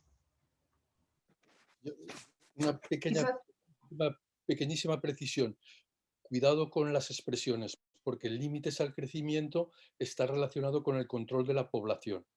Y hasta ahora no tenemos métodos democráticos de controlar el crecimiento de la población. Podremos estimular el uso de técnicas anticonceptivas, todo lo que queráis, pero vamos, las experiencias China e India son terribles en ese sentido y no parece que existan políticas compatibles con derechos humanos. Perfecto, muchas gracias por la aclaración, Fernando, y por tu respuesta también, y Pamela. A continuación, la segunda pregunta va dirigida a Pamela Po, y es, ¿cómo conversan los ODS con la nueva Constitución? ¿Se manejan estos conceptos en los tomadores de decisiones? ¿Qué opinas tú, Pamela? O sea, yo creo que en general los constituyentes, más o menos lo que yo revisé en términos ambientales, efectivamente hay un manejo, una integración, ¿cierto?, de los ODS de forma transversal. O sea, creo que para muchos temas, por ejemplo, el tema de agua y saneamiento, que es el ODS 6, la verdad es que está bastante acogido prácticamente por los 2/3 de la constituyente. O sea, acá el tema del derecho humano al agua es un tema que yo creo que no va a estar en discusión establecerlo en la Constitución.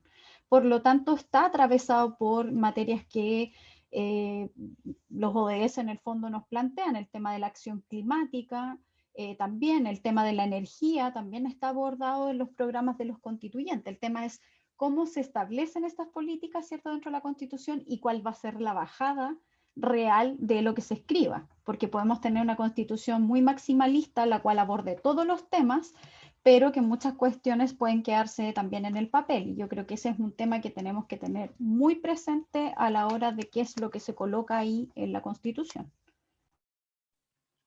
Perfecto, muchas gracias, Pamela. Sí, bueno, también tenemos la experiencia actual de nuestro artículo 19, número 8, que garantiza la posibilidad de vivir en un medio ambiente libre de contaminación, y en la práctica, como hemos visto, eso no ocurre. Bueno, la tercera pregunta va dirigida a don Fernando López, la hace Arantxa Moretón, y la pregunta es, me gustaría conocer su propuesta para constitucionalizar la sostenibilidad, concretando la definición de Estado ecológico de derecho, que por cierto resulta tan interesante. ¿Qué contenidos, derechos, principios de actuación, entre otros, sería a su juicio conveniente o necesario incluir en el texto constitucional? Don Fernando. Bueno, pues muchas gracias por la pregunta. Yo lo que vengo proponiendo es la fórmula como el modelo deseable de Estado en la actualidad del Estado ecológico y social de derecho. Esa es la denominación que más me gusta, pero podría cambiarse, porque hay gente a la que no le gusta la palabra ecológico, podría cambiarse por sustentable o por ambiental, ¿no? Entonces, la idea es sumar a las garantías individuales a las que nadie quiere renunciar, el tema de los servicios públicos y de los derechos sociales, que son también elementos de progreso en todas nuestras experiencias, sumar los nuevos derechos que simbolizarían los grupos ecologistas, pero como simple símbolo, igual que podríamos coger quién es el prototipo del Estado liberal, diríamos, pues un periodista, o el prototipo del Estado social, pues es un trabajador, un sindicalista, pues el prototipo del Estado, del ciudadano modelo, por decirlo de alguna manera, de ese modelo de Estado ecológico de derecho sería el ecologista, que atiende por tanto a otros elementos a incluir en la Constitución. Serían, a mi juicio, el del derecho al medio ambiente, pero que hay que desarrollar, sobre todo hay que conceder una acción. O sea, no tanto incluir mucho detalle dentro de la Constitución, porque ya la gente es suficientemente, el pueblo es suficientemente inteligente como para hacer las reclamaciones oportunas y dar la oportunidad de que eso se pueda desarrollar por vía de la aplicación judicial. Eso por un lado. Dentro de los derechos, de los derechos ambientales, lo que decía Marcelo Mena de recoger los principios, los elementos de Escazú o de Arús en el ámbito europeo, es decir, el acceso a los recursos, la participación y el acceso a la información, me parece que estaría también, que sería muy, muy oportuno. Y por fin los principios, los objetivos y los principios. O sea, tenemos dos elementos: objetivos de resultado. O sea, no se trata simplemente de que los poderes públicos se esfuercen en lograr determinados principios, sino que efectivamente los obtengan y establecer esos objetivos vinculantes en la Constitución y unos principios para actuar en tal sentido. En ese sentido, yo proponía asumir los principios o partir de la relación de principios que contiene el Tratado de Funcionamiento de la Unión Europea, porque me parece que es buena lista, aunque habría que completarla un poco, pues eso, incluyendo el principio de no regresión o claramente el principio de integración o transversalidad ambiental. Ya he dicho que la Carta de Medio Ambiente francesa me parece en ese sentido un ejemplo. Francia para mí podría estar en el modelo del Estado ecológico de derecho si no fuera porque tiene detrás el problema generado por el general de Gaulle, que fue la nuclearización completa del país, y con el problema de una energía que dicen que es limpia, pero que genera unos residuos que tardan siglos de los siglos en terminar. Creo que por esa línea se podía avanzar. Muchas gracias por tu respuesta, Fernando.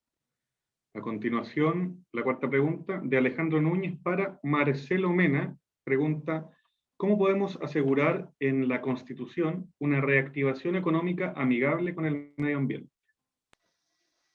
Marcelo. Sí, muchas gracias por la pregunta, Alejandro. Más que la reactivación, yo creo que tiene que ver con la política de desarrollo del país en general, porque en la práctica está claro que hay hay una cosa media desalineada, en el sentido que se entiende de que hay un país que está comprometido con la carbono neutralidad, pero que no necesariamente prioriza sus inversiones en una reactivación sostenible con esa finalidad. Esta oportunidad de poder construir resiliencia, invertir en soluciones naturales, tener programas de empleo de resiliencia que se focalicen en limpieza de quebradas, de limpieza de lechos de río, tener una inversión en la descontaminación de las ciudades a través de la aislación térmica o recambio de calefactores. Todas esas medidas que hemos estado proponiendo son súper fundamentales, pero no necesariamente es una parte de lo que realmente tiene que ser un esfuerzo sostenido de una década entera para poder descarbonizar al país, para poder encontrar, ¿no es cierto?, en este contexto, la oportunidad de poder ponernos dentro de los países que están alineados con las metas del Acuerdo de París y una meta de 1,5 grados de calentamiento. Entonces, yo diría que los principios que podrían aportar a eso, principio de equidad intergeneracional, pero hace poco en discusiones con el candidato Jaime Cristóbal Velorio, él comentaba que no sé si qué pensará Pamela o Fernando o Kirsten, pero que la carbono neutralidad y su finalidad esté en la Constitución como una finalidad ulterior. Yo creo que es muy interesante porque en la práctica pone una prisma de análisis. ¿Esto está o no alineado con el Acuerdo de París? Porque hay muchos compromisos. Chile fue fundador de la Coalición de Ministros de Hacienda por la Acción Climática. El principio número 1 de Helsinki dice: alinearemos nuestras operaciones con el Acuerdo de París. Y la pregunta es, ¿estamos haciendo eso? ¿Cada presupuesto de la nación está mirando eso? Entonces, en la práctica yo creo que se puede hacer mucho con la Constitución para estas finalidades, pero no necesariamente con esta reactivación, sino que con lo que va a ser esta próxima 2 décadas, 3 décadas de desarrollo, que apunten a 1,5 grados. Perfecto, Marcelo, muchas gracias por tu completísima respuesta. Bueno, vamos muy bien en el tiempo. A continuación leeré la pregunta final, que va para cualquiera de los panelistas nacionales, de Blanca Borges. Ella pregunta: dentro del patrimonio bienes comunes, ¿cabría incluir en una nueva constitución de manera explícita el patrimonio genético de la naturaleza? Es un tema bastante controversial. ¿Pamela o Marcelo? Ya que se demora la Pamela, bueno, pues me demoré menos que tú. No, básicamente yo creo que probablemente no. ¿Por qué? Porque en la práctica la protección de la naturaleza es distinto a la protección del patrimonio genético, que tiene otra cosa. Yo creo que de repente algunas veces, si uno mira la Constitución de Ecuador, que tiene eso, es de repente una serie de cosas que tienen que ver con discusiones transitorias que pueden ocurrir. Hay formas distintas de poder proteger el patrimonio natural, genético en particular. Cuando tú tienes una constitución, por ejemplo, que te impide darle un precio al carbono, igual te amarra, porque puede que en un momento esa discusión se haya dado, te amarra un poco. O si tú mezclas el tema de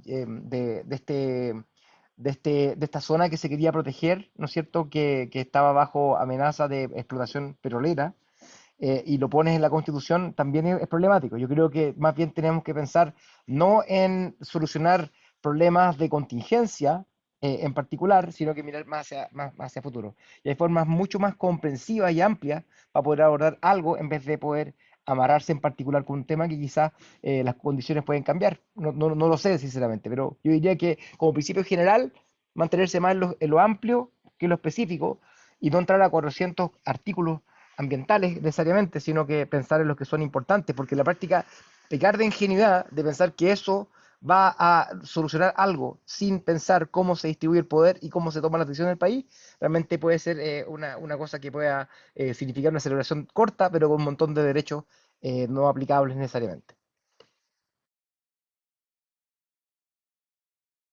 Perfecto, muchas. Sobre el patrimonio genético, yo creo que yo no estoy cerrada a la protección de dicho patrimonio. O sea, Chile tiene muchas especies que son de acá, precisamente de acá, y por lo tanto, ahora, no sé si en rango constitucional, pero quizás tener algún tipo de mención, ya que tenemos también, Chile tiene el compromiso, OSD, de crear un servicio de biodiversidad, que es donde estamos fallando todavía, ya que tenemos 10 años sin contar con dicho servicio. Entonces, y en dicho servicio tampoco se ha querido incluir mucho la mención al tema del patrimonio genético. Yo creo que es un tema que yo creo que es debatible, o sea, habría que ver cómo. Y efectivamente también ahí coincido con Marcelo en materia de que abordar absolutamente todo, la especificidad del tema legal, yo creo que quizás hay que hacer mención a un tema amplio para poder hacer esa bajada en materia de patrimonio genético.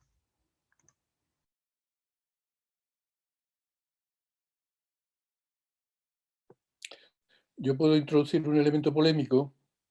A ver. Bueno, yo quería intervenir en relación con la defensa que ha hecho Pamela, Pamela Po, muy bien hecha, del concepto de bien común. Vamos a ver, ese es un concepto económico. Es un concepto que no conlleva ningún régimen jurídico que conozcamos. Habría que construirlo. Por el hecho de poner que algo es un bien común en la Constitución, no garantizamos nada, porque alguien lo tendrá que distribuir. En el diálogo no podemos introducir esa desconfianza sistemática hacia el Estado, porque entonces, si el Estado ya sabemos de adelante que va de antemano que no va a hacer lo que la gente quiere o que lo que la gente necesita, pues entonces establezcamos el régimen que establezcamos, todo irá mal. El régimen de dominio público es un régimen conocido, del que derivan consecuencias. Si hay elementos de ese régimen jurídico que no están dando una adecuada solución, es decir, el uso común general, que es la fórmula de introducir los bienes comunes en el derecho, el uso común general del agua no está asegurado, entonces lo que hay que hacer es regular eso. Y a lo mejor eso sí se podría precisar en la Constitución. Es un bien de dominio público y en cuyo régimen de uso hay que garantizar el acceso de todos los ciudadanos, pero eso es distinto que introducirnos por vías de conceptos que resultan... Ya sé que estoy criticando algo que no es opción de Pamela, es decir, que es una opción general del mundo económico que nos viene y que trata de penetrar en los sistemas jurídicos, pero con muy poco éxito. Es decir, no basta con constatar elementos sociológicos, hay que establecer quién toma las decisiones, a quién se atribuye, si hay un intento de captación de un bien que pertenece a la nación, quién tiene la facultad de recuperarlo, y eso solo se puede hacer a través de los entramados del aparato estatal. Que tengamos que reformar el aparato estatal, muy bien, de acuerdo, eso no tengo nada que decir. Que haya que descentralizarlo, que haya que organizarlo por cuencas, que tenga que ser la planificación hidrológica, todos esos elementos pueden ser mencionados en la Constitución, pero me parece que sería muy bueno que una nueva Constitución de la actualidad clarificara unos conceptos que son algo más que conceptos evanescentes. Y ojo que detrás tenemos unos regímenes jurídicos muy sólidos. Vamos a ver, todo lo que he dicho. Se puede vivir sin dominio público. Alemania vive sin dominio público. No conocen la institución del dominio público. Pero a nosotros nos resulta muy útil. A todos los países de influencia francesa nos resulta muy útil el concepto de dominio público. ¿Por qué? Porque aúna el régimen de la propiedad privada con la excepcionalidad de la imprescriptibilidad, la inalienabilidad y inembargabilidad. ¿Que eso no está funcionando en el código Pinochet? Pues que se cambie, evidentemente. Perdón por el excesivo énfasis, pero bueno, quería no dejar de expresar mi discrepancia no con la finalidad última, sino con el concepto. Quizá una palabra breve al respecto, porque yo creo que es una posibilidad importante que tenemos ahora que implementar algo en la Constitución, pero al mismo tiempo yo creo que es también importante que nos damos cuenta que tenemos que cambiar algo, que nos damos cuenta que hay una vida, que existe una vida que no es sustentable. Entonces, entenderlo, y no solamente en Chile, pero en todo el mundo, es lo más importante. Y como veo en este momento, la pandemia nos ofrece una window de oportunidades, ¿no? Nos abre una posibilidad que nunca antes habíamos. Nos muestra que nuestra vida, nuestra forma de vivir no es sustentable. Nos muestra que todos nosotros somos vulnerables. Si alguna cosa aparece como la pandemia, todos somos vulnerables. Tenemos que adaptarnos. Y yo creo que eso es importante, que tenemos, siempre que nos damos cuenta que necesitamos una transformación realmente rápida y profundamente, si queremos que el futuro, las generaciones futuras también tengan una posibilidad de vivir una vida, sí, que les ofrece una posibilidad de tener una vida como nosotros queremos una vida. Y por eso yo creo que la Constitución es importante, pero tenemos que darnos cuenta que todos nosotros tenemos que actuar, que somos parte del mundo y de un futuro sostenible. Eso solamente brevemente desde mi punto de vista. Muchas gracias, Kerstin. Y bueno, una pregunta final también para ti, Kerstin. Nos pregunta Sonia González, ¿qué opinas de la constitucionalización del derecho a la ciudad? Y aprovecho de complementar porque en nuestra Constitución en Chile no tenemos ni el derecho a la ciudad ni a una vivienda adecuada dentro de la Constitución. Por lo tanto, son temas que están muy recién naciendo en nuestro país. Entonces, te pedimos tu opinión al respecto. ¿Vale la pena ponerlo en la Constitución? Bueno, no es un tema fácil, así, bueno.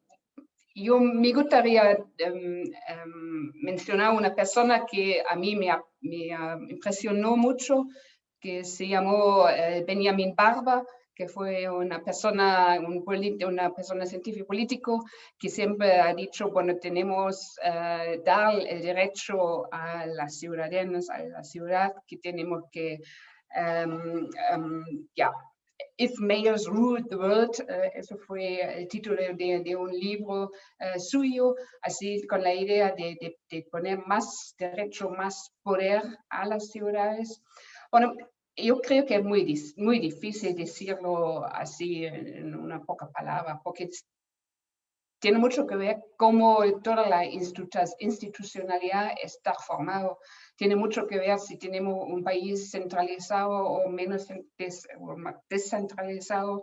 Hay muchas diferencias entre Alemania y Chile en este respecto. En Alemania tenemos un modelo más federal, tenemos los lendas y tenemos ahí menos poder a la gobernanza nacional, pero tenemos una jerarquía. Y bueno, si pienso en Chile y como veo Santiago con mucho poder ya dentro de un país, porque ya tiene una gran cantidad de personas que están viviendo en una región metropolitana como Santiago, yo creo que hay que pensarlo bien de cómo hacerlo, porque ahora vemos desde hace mucho o algunos años que el incremento urbano no va a tener lugar en las grandes ciudades como Santiago, pero en las medidas o medianas ciudades, así están creciendo también otras ciudades en Chile, en contexto de primero la población. Y bueno, yo lo veo muy difícil responder con una sí o no, pero yo creo que las oportunidades que ofrecen las ciudades son importantes y hay que tenerlo en cuenta. Y si realmente escuchan a la gente, escuchamos también a los ciudadanos, escuchamos, ya estamos un paso más cerca de una constitución, una idea de una vida más participativa, que yo creo que es muy importante para el futuro también. Gracias. Bueno, muchas gracias, Kerstin.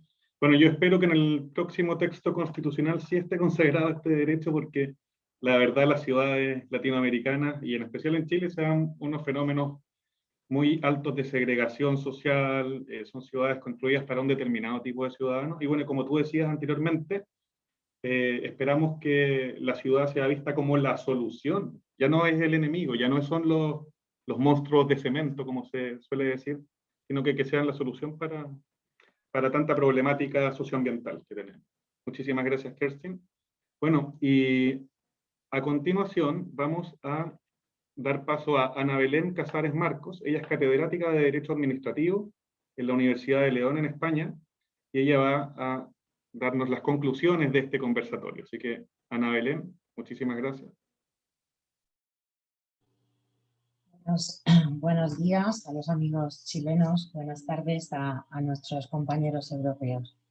Antes de esbozar algunas conclusiones y reflexiones acerca del conversatorio que hemos celebrado, quisiera agradecer a los ponentes las brillantes intervenciones que hemos podido escuchar y a los asistentes sobre todo el interés de las cuestiones que han planteado para el debate. Como estudiosa investigadora de estos asuntos y de la sostenibilidad, me quedo con muchas cuestiones, muchos interrogantes, dudas, y ratifico algunas de las conclusiones que yo misma he ido alcanzando resultas de mis trabajos previos.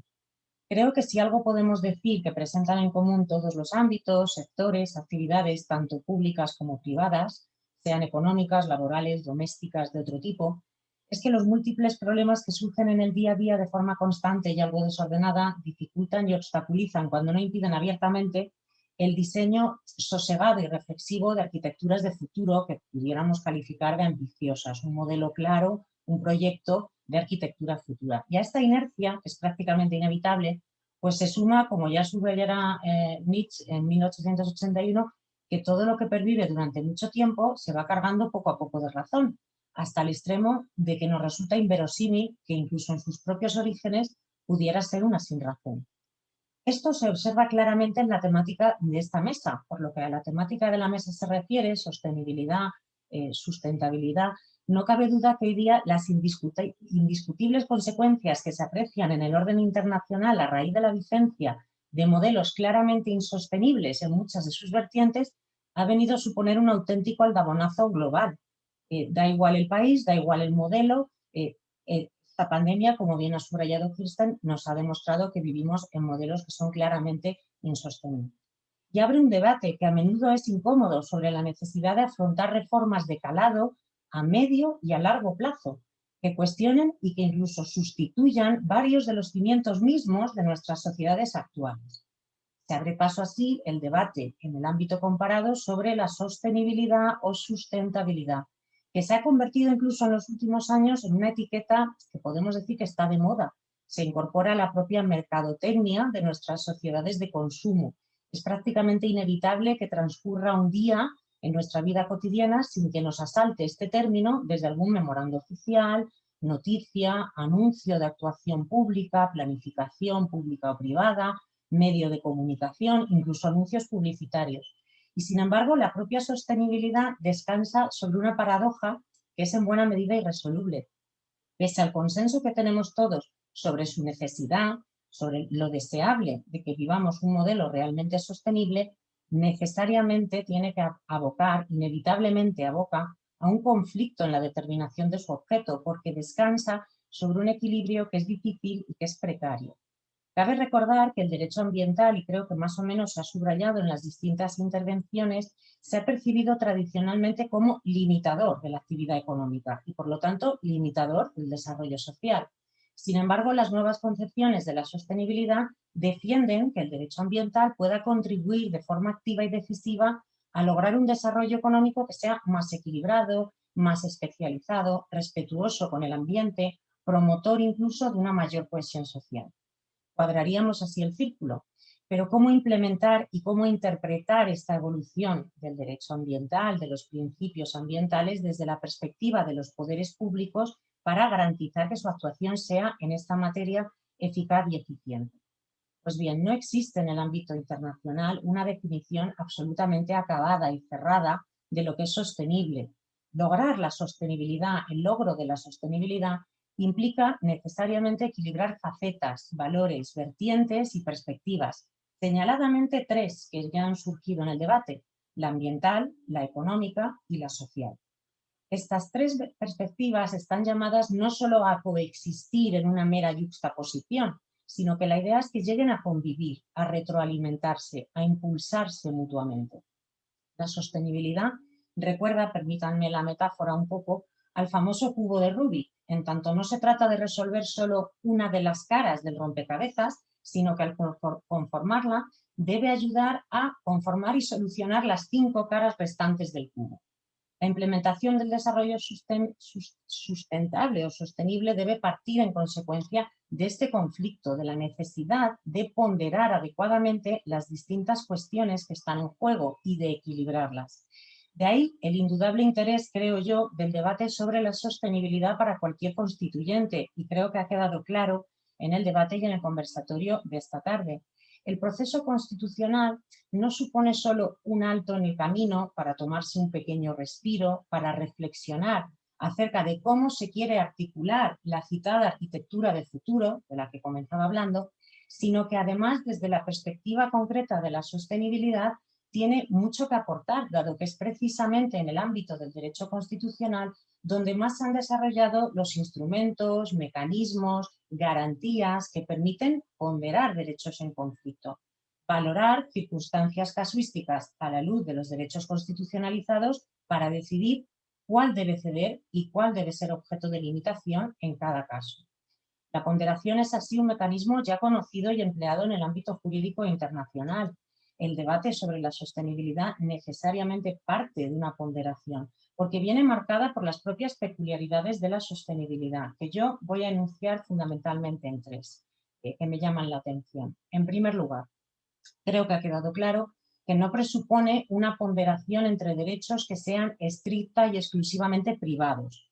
La sostenibilidad atañe de manera muy directa al interés colectivo, a lo que, por ejemplo, en España llamamos el interés general, a la indispensable solidaridad social, lo que permite apreciar cierto contenido o núcleo esencial que debiera de ser irrenunciable puesto que afecta a la colectividad. Segunda perspectiva o peculiaridad. La solidaridad o esta solidaridad es a su vez fuente de especial complejidad porque tiene 3 vertientes distintas también llamadas a convivir. Primero, la sostenibilidad exige una solidaridad internacional entre Estados, con toda la complejidad que ello conlleva. ¿Qué sentido tiene un ordenamiento estatal sumamente abocado a la sostenibilidad o a la protección ambiental cuando el país colindante contamina mis ríos, mi atmósfera, etcétera, etcétera? Evidentemente hay un problema global, hay un problema internacional, por no hablar del cambio climático, que será objeto de atención en la segunda sesión. Pero hay una segunda perspectiva. La solidaridad también ha de ser intranacional entre las zonas territoriales del mismo Estado. Esto también ha salido a lo largo del debate de la tarde. Y abre el debate, entre otras cosas, acerca de cómo garantizar una adecuada coordinación en un Estado que pudiera llegar a ser, en su caso, descentralizado. Hemos de pensar que la descentralización es un instrumento o mecanismo, de por sí no soluciona los problemas.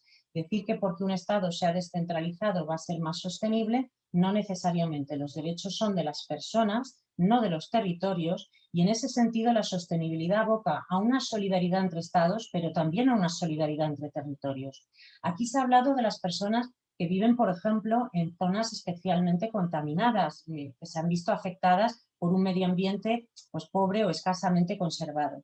En el caso del ordenamiento europeo no ha sido infrecuente hablar del fenómeno contrario. Aquellas personas que por residir en zonas con unos valores ecológicos o ambientales muy significativos ven muy coartada su posibilidad de desarrollo de actividad económica y por lo tanto piden también cierta solidaridad a la hora de poder residir en esas zonas o a la hora de poder desarrollar algún tipo de actividad económica, laboral o profesional.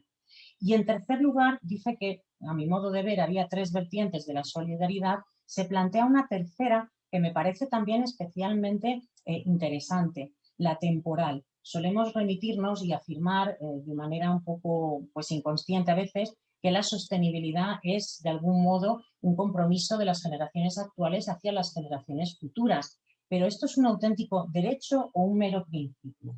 ¿Puede mermar la solidaridad con las generaciones futuras los derechos de la generación actual hasta el punto de coartar, coaccionar, limitar una actuación pública o privada? Hay que reflexionar sobre ello. Por último, yo señalaría igualmente como peculiaridad de la sostenibilidad que esta sustentabilidad o sostenibilidad tampoco permite preconizar una única solución global que sea aplicable siempre y en todo su puesto. Pongámonos todos de acuerdo en el ámbito internacional cuál es el mejor modelo sostenible, ese es el que vamos a aplicar todos.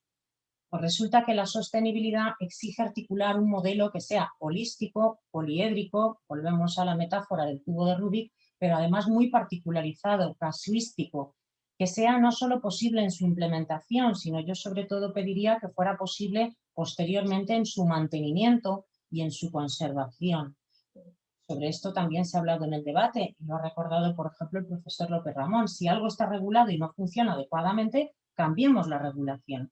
No busquemos que la regulación sea perfecta en el punto de partida, pero después imposible de mantener o conservar.